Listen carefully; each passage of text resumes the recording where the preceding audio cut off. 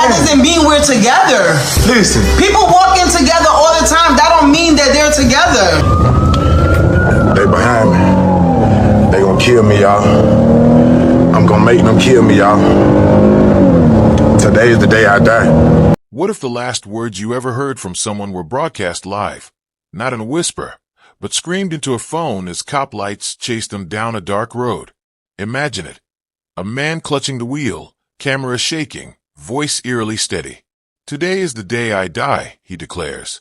They're gonna kill me, y'all. I'm finna make them. Hundreds glued to Facebook Live that instant, dismissing it as raw emotion, until the crash echoed, live shattered, and what began as a hidden jealousy exploded into a tragedy no one could unsee.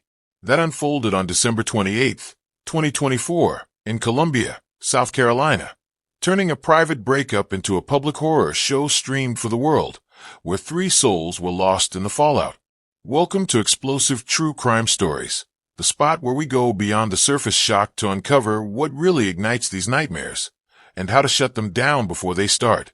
Today, it's all about the Antavius Brown case, a chilling dive into how love can twist into possession, flipping a simple split into a high-stakes chase that claimed innocence.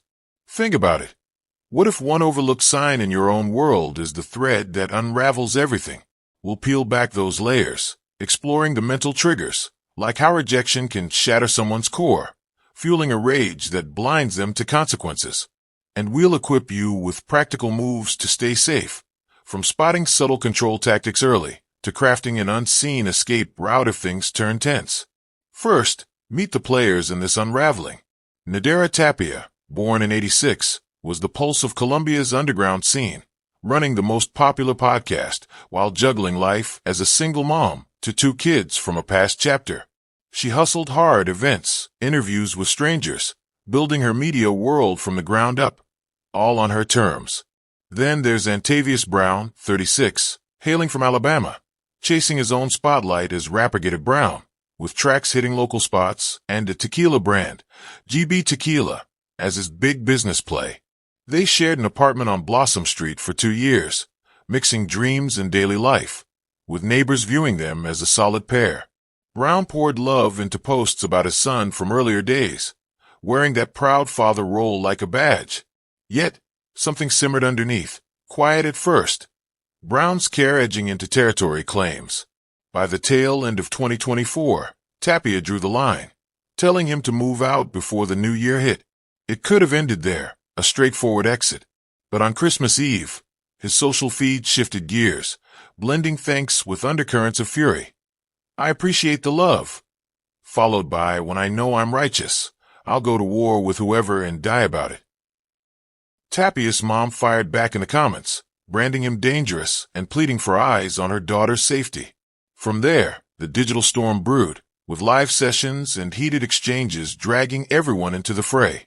This is where it gets truly gripping. A routine breakup morphs into something far deadlier when one side can't let go, revealing how fragile our sense of security really is. At its core, it's that abandonment fear warping affection into a trap. Psychologically, it's a cycle that starts small but builds fast. Spotting it? Watch for patterns like constant questioning of innocent chats. Prevention starts with quiet notes and confiding in someone safe. Hang tight, because those early shadows only deepen from here, leading straight to the point of no return. If you're one of those viewers who scrolls past stories like this, pretending online threats are just noise, then fine, don't subscribe. But if you recognize how a single ignored post can signal real peril, hit subscribe now and comment the one detail that stood out, the date of Brown's ominous Christmas Eve post. Or, if you're okay dismissing these warnings as not your problem, drop a comment explaining why you won't subscribe. Maybe convince us all why lives like Tapia's don't deserve that basic acknowledgement. Now that we've glimpsed those early digital sparks, let's pull back the curtain on the people caught in this web, because understanding who they were reveals how possession creeps in, turning shared dreams into silent traps. Start with Nadera Tapia, a force in Columbia, South Carolina, who turned her passion for storytelling into the most popular podcast, a local hit that put her voice on the map. Born in 1986, She navigated life as a single mother to 2 young kids from a previous relationship, balancing late-night edits with red carpet events and one-on-one interviews. It wasn't glamorous at first. Think grinding through a 9-to-5 while building her brand from scratch. But her resilience shone through, making her a symbol of quiet strength in a city full of hustlers. She thrived on connections, chatting with strangers at clubs or events, always professional, always in control of her narrative. Contrast that with Antavius Brown, the 36-year-old from Alabama who chased the spotlight in his own way. After high school in Lower Richland, he dove into music as Get It Brown, dropping tracks that echoed in local venues, blending raw lyrics with beats that hinted at deeper struggles. But he wasn't stopping there. He launched GB Tequila, a business venture named after his rap alias, positioning himself as an entrepreneur ready to bottle success.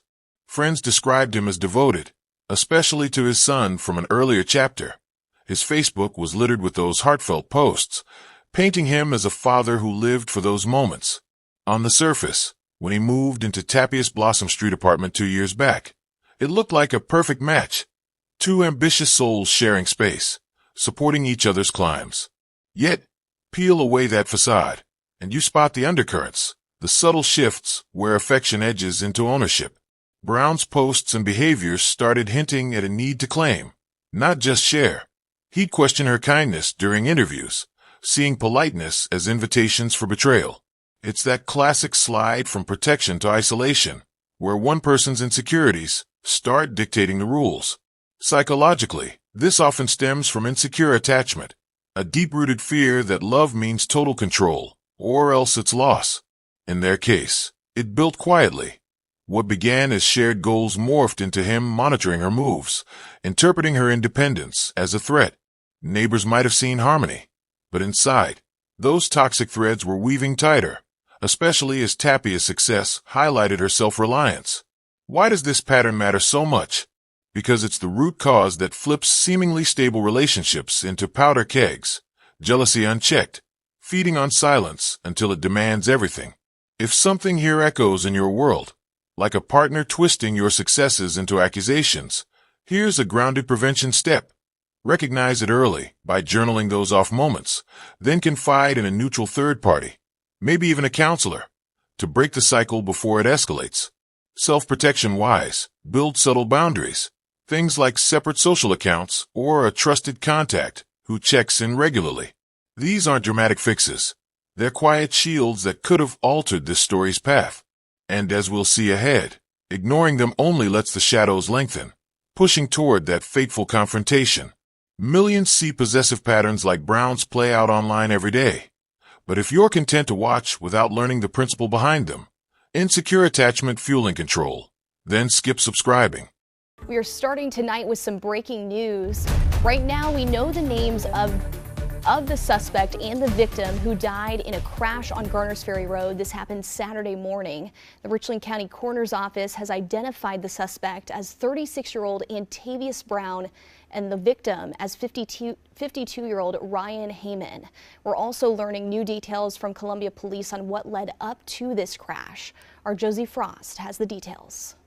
We saw a white Charger come flying up Garners Ferry, and we saw like the back end of his bumper messed up. So we was like, okay, he's definitely in a high-speed chase. Jessica Anderson saw the moment police say 36-year-old Antavius Brown crashed at this intersection on Garners Ferry Road. In an incident report, the Columbia Police Department says on Saturday morning, officers were called to Cross Hill Apartments on Blossom Street for reports of a domestic-related shooting. Investigators say Brown and his ex-girlfriend got into an argument before he shot her in the leg. Police say Brown drove the victim to the Medical University of South Carolina for treatment. According to the police report, the victim told nurses Brown made threats to return to the home and hurt himself and the children inside. Police say they tracked Brown's phone to a location on Leesburg Road. After they tried to arrest him, they say Brown led Columbia Police and Richland County Sheriff's deputies on a chase, which Brown live-streamed. The report reveals Brown ran a red light and crashed into 52-year-old Ryan Heyman on Garners Ferry and Hazelwood Roads. Heyman and his dog died. And I saw the front end of the truck go up, and I saw the bumper, and that was it. Everybody came running outside. Anderson says there was another dog at the scene that was injured. The witnesses there quickly moved to rescue her. We picked her up because, like I said, she was scared and we knew that she was hurt. And I tried comforting her, and we just put her in their office until we had an officer come and get her. After the crash, the police found Brown in his car with a gunshot wound to the stomach. He later died from his injuries at the hospital. The woman who was shot is expected to survive. Josie Frost, News 19, WLTX. Now, we did reach out to Ryan Heyman's family for an interview, but we have not heard back. For those who see the pattern of digital escalation leading to real harm, subscribe now and comment the one pattern from this buildup that unnerved you most. Or, if you think these online spaces aren't worth monitoring, comment explaining why you won't subscribe. Let's hear how you justify scrolling past potential warnings. With those shadows of possession now in focus, let's trace how they ignited. Because this wasn't some isolated blow-up. It was a slow burn fueled by screens, where private tensions went viral and warnings echoed in plain sight. Fast forward to Christmas Eve 2024, a time when most folks were wrapping gifts or sharing laughs. But for Brown and Tapia, the holiday air thickened with unspoken threats. Brown took to Facebook first, posting a mix that started grateful. "I appreciate all the love and support. Life's been a journey, and I'm blessed no matter what," but quickly darkened into something sharper. "When I know I'm righteous, I'll go to war with whoever and die about it. Don't play in my face or with my name. Win, lose, or draw. I'll throw it all on the line." These weren't casual updates. They were flares, signaling a mindset where rejection equaled battle, broadcast for friends, family, and strangers to see. Tapia's mother caught wind of it fast. She'd been watching the relationship sour from afar, and she didn't hold back. Jumping into the comments on Brown's post, she laid it out raw. "Hello, everyone. For those who don't know me, I'm the mother of the woman behind the most popular. I don't get how someone can be this treacherous. You're a violent man. If anything happens to my daughter, everyone will know who to blame." It was a public plea, turning the drama into a community alert, with supporters chiming in while others lurked silently, sensing the storm brewing. The online space, usually a spot for holiday cheer, morphed into a battleground, amplifying every word and pulling more eyes into the fray. Brown didn't let it slide. He fired up a Facebook Live to clap back, venting about his struggles, his investments in the relationship, and the hurt of feeling undermined. "I'm passionate about everything I do," he said, his tone edged with frustration. "If I put my time, money, blood, sweat, and tears in, I've got to stand by it. Don't let nobody play with my feelings, my heart, my emotions."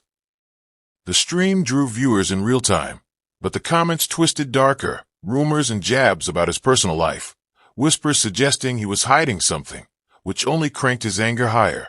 Tapia, feeling the heat, went live herself, setting the record straight on her success. "Nobody made me. Nobody put me where I'm at. I built this from the ground up, before any of this." It was her way of reclaiming space, but privately, she messaged a friend in quiet panic. "No, my life and others are in danger." This digital escalation flips the script on how we think about breakups. Platforms like Facebook don't just connect. They accelerate jealousy, turning personal gripes into public spectacles that feed on likes and shares. At its core, it's a psychological trap. Algorithms reward outrage, creating echo chambers where insecurities balloon into obsessions and real threats hide behind casual posts. Root cause? That mix of vulnerability and visibility, where someone like Brown seeks validation but finds fuel for rage instead. Prevention starts simple. If you spot escalating posts in your circle, report them discreetly. Don't engage, as it often pours gas on the fire. For self-protection, tweak your settings to limit who sees what, and have a digital safety net, like a secondary account or app for emergency outreach. These steps aren't about paranoia. They're about recognizing how online spaces can enable harm, turning whispers into roars before anyone steps in. What makes this phase so unnerving is how it builds tension without a single physical blow. Yet every post inches closer to the edge. Hold on, because as December 28th dawned, those virtual fuses finally sparked the real-world inferno, starting right in that apartment doorway. If you've ever dismissed a heated social media post as harmless drama, you're part of why these fuses burn unchecked. But don't subscribe if that's your stance. For those who see the pattern of digital escalation leading to real harm, subscribe now and comment the one pattern from this buildup that unnerved you most. Or, if you think these online spaces aren't worth monitoring, comment explaining why you won't subscribe. Let's hear how you justify scrolling past potential warnings. As those digital warnings hung in the air like unspoken storm clouds, the tension finally cracked on the morning of December 28, 2024, shifting from online barbs to a raw, physical standoff that no screen could contain.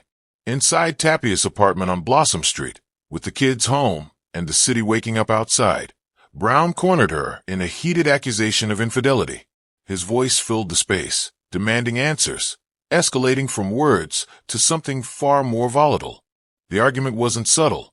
It echoed through the walls, a buildup of all those possessive undercurrents we'd traced, now boiling over into demands she couldn't meet. In that charged moment, Brown pulled a gun, aiming it straight at her head before tucking it away and turning to fists instead, striking her as the reality sank in. But here's where the story takes an unexpected turn. Tapia's children, just kids caught in the crossfire, didn't cower. They heard the chaos from the other room and acted with a bravery that flips your expectations of helplessness.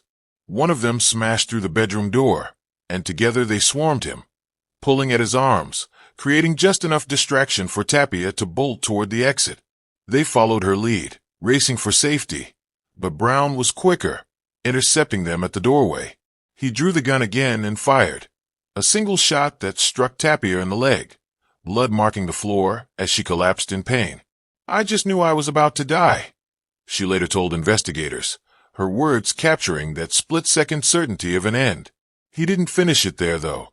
Instead, Brown forced her into a car, gun in view, leaving the children alone in the apartment amid the stains and silence. The drive to Midland's Medical Center on Forest Drive was a tense blur. He alternated pointing the weapon at her, then himself, a volatile dance that kept her frozen. At the hospital, staff noticed her limping in, bloodied and gripped tightly by Brown's arm. As nurses moved to help, Tapia seized a moment, whispering urgently to one, "He shot me. Please don't say I told you. But he's the one. And he's going back for the kids. Don't let him hurt them." The team sprang into quiet action, treating her while stalling Brown, slipping away to call police without tipping him off. Officers arrived at the apartment soon after, finding the blood trail leading out, and the children, shaken but alive, recounting their desperate fight to save their mom. This breaking point uncovers the harsh triggers of domestic violence. It's often that explosive mix of control fantasies and unchecked rage, where rejection ignites a psychological fuse wired from deeper wounds like past betrayals or low self-worth. Root cause analysis shows these aren't random. They stem from patterns where possessiveness escalates unchecked, turning emotional dependency into physical dominance. What could have interrupted it? Early intervention, like mandatory counseling for flagged threats or community checks after public warnings. For self-protection, if you're in a similar bind, prioritize hidden signals, teach kids a safe word or spot to hide a phone, and always have an emergency contact preset. These aren't foolproof, but they create breathing room, potentially shifting the outcome from tragedy to escape. The kids' heroism here is what lingers, a quiet reminder that even in chaos, small acts can alter fates. Yet it also underscores how quickly a home turns into a danger zone. As Brown grew restless at the hospital, muttering threats about returning for the children or ending it all, he slipped out before cops closed in, setting off a pursuit that would drag innocence into the vortex. Stay with me. The road ahead only gets more relentless. Brave kids like Tapias fought for their mom. Yet if you watch this and feel no pull to honor that detail by engaging, maybe stories of child heroism are just fleeting entertainment to you. Don't subscribe. But if that one detail of their door-breaking courage moves you, subscribe and comment it below. If not, comment why you refuse to subscribe. Explain the space in your life where such acts don't inspire action. With the apartment's echoes of gunfire still fresh in Tapia, clinging to hope in that hospital room, the nightmare didn't pause. It accelerated. pulling the streets of Colombia into a high-stakes game of cat and mouse that no one could predict. Brown, pacing and agitated as staff worked to keep him contained, started muttering threats. He'd head back for the kids, or maybe end things on his terms. Before police could lock down the scene, he bolted from the medical center, vanishing into the morning traffic, leaving Antavius pleas hanging and the alert system buzzing. Officers issued an all-points bulletin. Antavius Brown, 36, armed and extremely dangerous. Approach with caution, as this wasn't a man running scared, but one driven by a resolve that chilled everyone involved. They spotted him soon enough in a parking lot off Two Notch Road, his car idling like a coiled spring. Cops closed in, weapons ready, shouting for him to step out with hands visible. But Brown locked eyes through the window, no panic, just a steely focus, then slammed into reverse, tires screeching as he peeled away. The pursuit kicked off right there, a weaving dash through city streets, sirens wailing, as Brown dodged and accelerated, turning everyday roads into a gauntlet. What flips this from a standard chase into something profoundly unsettling is what he did next. He grabbed his phone, hit record on Facebook Live, and started narrating his own downfall to hundreds tuning in. "Today is the day I die," he announced, camera shaking with the speed. "They're gonna kill me, y'all. I'm finna make them. I gave this all I could, I'm sorry." The feed captured his apologies mixed with defiance, a real-time confession that drew viewers like moths to a flame, watching a man's unraveling unfold live. This relentless drive exposes the raw edge of desperation, where a cornered mind chooses spectacle over surrender, broadcasting intent in a way that ropes the public into the chaos. Psychologically, it's tied to that all-or-nothing mindset, rejection amplifying into a self-destructive blaze, often rooted in untreated emotional wounds that make flight feel like the only power left. Law enforcement faces tough calls here: pursue to apprehend, or back off to protect bystanders. In this case, the chase balanced on a knife's edge, raising questions about protocols that prioritize public safety. Hindsight shows pulling back earlier might have diffused the risk, saving lives down the line. Prevention angles point to better training for these scenarios, like real-time risk assessments or tech to track, without direct tailing. For anyone caught in a similar spiral, whether pursuing or pursued, self-protection boils down to de-escalation basics. If you're the one fleeing emotional turmoil, seek a safe pullover spot and call for mediation. If witnessing, report without engaging to avoid escalation. These aren't abstract ideas. They're lifelines that could have rewritten this pursuit's path, turning a desperate run into a contained stop. As Brown barreled toward that fateful intersection, speedometer climbing and red light looming, the live stream kept rolling, pulling viewers deeper into the vortex. What happened next shattered more than metal. It collided fates in ways that still send ripples through the community. Don't look away. The climax ahead reveals just how fragile those everyday crossings can be. Real-time pursuits like this expose raw desperation, but if you're fine consuming it without reflecting on the principle of de-escalation, skip subscribing. For those who grasp how that principle could have changed everything, subscribe and comment it. Or comment why you won't. Share the principle you ignore that lets these chases feel distant. As the pursuit tore through Colombia's streets, with Brown's livestream pulling hundreds into his downward spiral, the chaos hurtled toward an ordinary intersection that would forever mark the line between routine and ruin. Garner's Ferry Road crossed Hazelwood, a busy spot where Saturday morning traffic flowed without a hint of the storm approaching. Brown showed no signs of easing up, his Dodge sedan rocketing forward, red light glaring ahead, the phone's camera still capturing every jolt and muttered apology. Viewers watched the speed climb, the world blurring outside his window, unaware they were witnessing the prelude to a shattering impact. Enter Ryan Hyman, 45, behind the wheel of his 2001 Toyota 4Runner, his loyal dog riding shotgun on what should have been just another errand run. Hyman, known to his large family as the upbeat guy who lit up fishing trips and concerts with nieces and nephews, turned left from Hazelwood, crossing paths in the worst possible way. Brown's car didn't brake or swerve. It plowed straight into the driver's side at full force, the collision a deafening crunch of metal and glass. The Toyota flipped violently, rolling across the pavement before coming to rest upside down, smoke rising from the wreckage. Brown's vehicle spun out, clipping 2 more cars in the process, turning the intersection into a tangled mess of debris and stunned bystanders. In that instant, fates collided. Hyman and his dog killed on impact, their lives snuffed out without warning, victims of a rage that wasn't theirs. The live stream kept going, phone tumbling amid the chaos, offering glitchy glimpses of twisted steel and distant screams before going silent.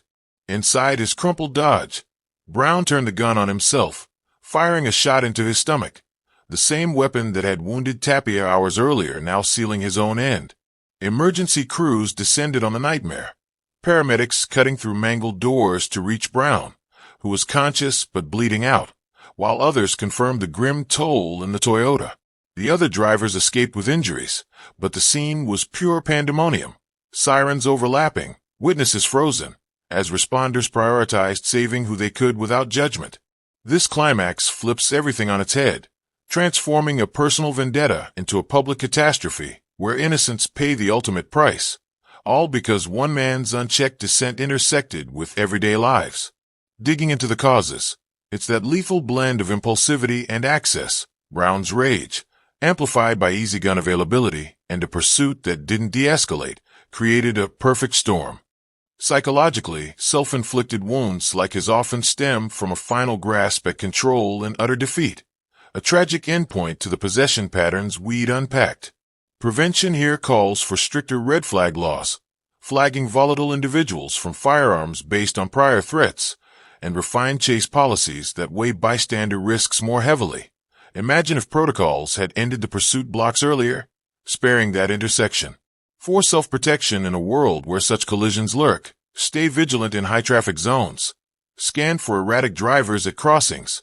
Keep emergency apps ready on your phone, and advocate for community alerts on active pursuits. These steps turn passive routines into proactive shields, potentially averting the kind of random tragedy that claimed Hyman. The immediate aftermath lingered heavy. Brown rushed back to the same hospital, where doctors fought but failed to save him, pronouncing him dead at 12:30 p.m. Tapia, still recovering nearby. Learned of the crash that spared her kids, but stole others, while Hyman's family grappled with a void that no justice could fill. It's a stark reminder of how fragile our shared spaces are, where one choice ripples out to shatter many. But the echoes don't end here. Next, we'll sift through the fallout, pulling lessons that could keep history from repeating. Innocents like Hyman cross paths with chaos daily. Yet if this collision doesn't stir you to claim space for prevention awareness, don't subscribe. Subscribe if you see the space where fates collide, and comment that one space, like an intersection, from this tragedy. If not, comment explaining why you won't. Defend the space in your routine where such risks feel irrelevant. With the wreckage cleared and the live stream long faded to black, the true weight of December 28th, 2024, settled over Columbia like a shadow that wouldn't lift, leaving families fractured, questions unanswered, and a community forever marked by what could have been prevented. Brown's self-inflicted wound proved fatal. Rushed to the hospital where this all began, doctors battled the damage, but he was gone by 12:30 p.m., his death closing the door on any trial or courtroom reckoning. No charges, no cross-examinations, just silence where justice might have spoken. His family reeled in private grief. His mother shared a heartbroken post on Facebook. "My firstborn is really gone," while relatives grappled with the why, one hinting at the sting of perceived betrayal without excusing the horror. His young son, the boy he championed in those proud updates, now faced a future shadowed by difficult questions about a father's final choices, and GB Tequila faded into obscurity, its bottles gathering dust as grim relics of unfulfilled ambitions. Tapia emerged from the ordeal with a leg wound that would mend, but the deeper scars, emotional echoes of that doorway shot and her kids' terror, lingered far longer. Her children, those young heroes who'd fought back, carried invisible burdens, forever changed by the blood on the floor and the man they tried to stop. Yet her podcast, the most popular, didn't falter. If anything, it grew, becoming a platform to share survival insights with others trapped in similar webs. Hyman's loss hit hardest for those who knew him, a positive force in a big family, always planning outdoor adventures or concert outings with loved ones. His relatives mourned not just the man, but the randomness of it all, his only crime being at that intersection when chaos crossed his path. Peeling back for a deeper look, this tragedy's roots tangle in a web of jealousy, social media's amplifying glare, and unchecked access to guns, factors that flipped a breakup into broadcasted destruction. Jealousy here wasn't fleeting. It was a corrosive force, born from Brown's possessive grip clashing with Tapius' independence, psychologically fueled by fears of inadequacy that turned rejection into a perceived war. Social platforms supercharged it, turning private rants into public fuel, where algorithms reward volatility and warnings get buried in noise. Add easy gun access, despite clear red flags like those threatening posts, and you've got a recipe for escalation, where tools of harm fall into unstable hands. It's a systemic failure, one that demands analysis. Why do we let digital threats slide until they spill offline? And how can we bridge mental health gaps before they widen into voids like this? That's where safeguards come in, not as afterthoughts, but proactive steps to rewrite these stories. Push for red flag laws that temporarily restrict firearms based on documented risks, like Brown's escalating posts. Advocate for platform tools that flag harmful content faster, alerting authorities without user backlash. On a personal level, if jealousy shadows your relationships, seek counseling early. Programs like cognitive behavioral therapy can rewire those possessive patterns before they harden. For self-protection, build a safety net. Create a discreet support circle. Stash emergency funds or documents in a hidden spot. And know your local resources, like the National Domestic Violence Hotline for confidential guidance. These aren't grand gestures. They're quiet empowerments that turn vulnerability into strength, potentially spotting and stopping cycles like this one. Tying it back to explosive true crime stories, this is why we dig deep. Not just to recount the chills, but to equip you with tools that make a difference, flipping potential tragedies into tales of resilience. Remember the warnings ignored, the lives intersected, and let it push you to act in your own world. If you or someone close is navigating danger, reach out. You're not isolated, and help waits to guide you safely through. Thanks for joining this journey. Let's turn these echoes into action that saves lives. We've unpacked echoes of loss and lessons for safety. But if you absorb this without committing to the pattern of proactive prevention, perhaps these stories are mere echoes to you. Don't subscribe. Subscribe if that pattern resonates, and comment the one pattern you'll apply. Or comment why you refuse.